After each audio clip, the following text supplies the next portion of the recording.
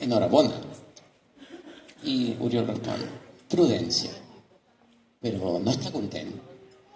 Prudència, no sabent en què es traduirà, quin recorregut tindrà ni quan durarà. Si el Tribunal Suprem demana el suplicatorio perquè es suspengui la immunitat i el Parlament Europeu hi vota a favor de la inmunitat que sea a favor o en contra de la inmunitat que se me ha reconeguda, en la sentència i la de sentència podrà decaure. Molta serenitat. Però avui no es podria permetre estar content. Ni mai estem deprimits, ni mai estem eufòrics. Es pot imaginar que el Tribunal Supremo no apliqui la sentència de la Sala Gran del Tribunal de Justícia de la Unió Europea? Estem acostumats a que el Tribunal Suprem no faci les coses d'acord amb la llei.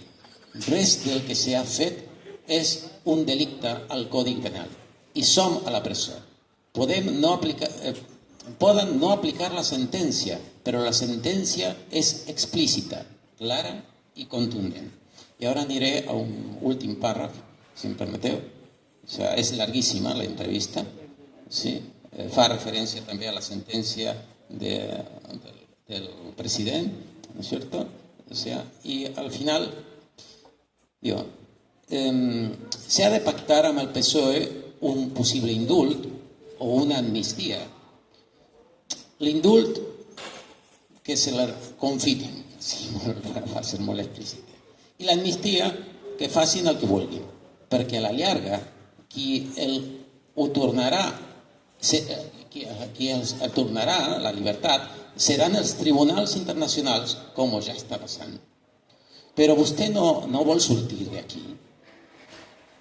No hem de tenir cap pressa per sortir de la presó, sinó per sortir-ne amb dignitat, amb tota la dignitat. Ara els meus fills no ho saben apreciar, però ells, quan siguin grans, segur que miraran amb els ulls de qui ens ha volgut empresonar, els ulls a qui ens ha volgut empresonar, dels que no han lluitat democràticament perquè sortissin i no sabran com mirar-los a la cara. Soc a la presó, doncs molt bé. La meva mare va ser acusada de sedició. A la meva àvia la van intimidar quan tenia 3 anys perquè perseguien el seu pare, fundador dels Rabassaires. Durant la canadenca i dos besavis meus van ser a la presó per rebel·lió i una àvia va ser assassinada al 38 per l'exèrcit de la Ribagorça. Podria anar més enrere, però no cal. Som aquí i què? No passa res. Som aquí perquè els nostres fills no hagin de passar per això.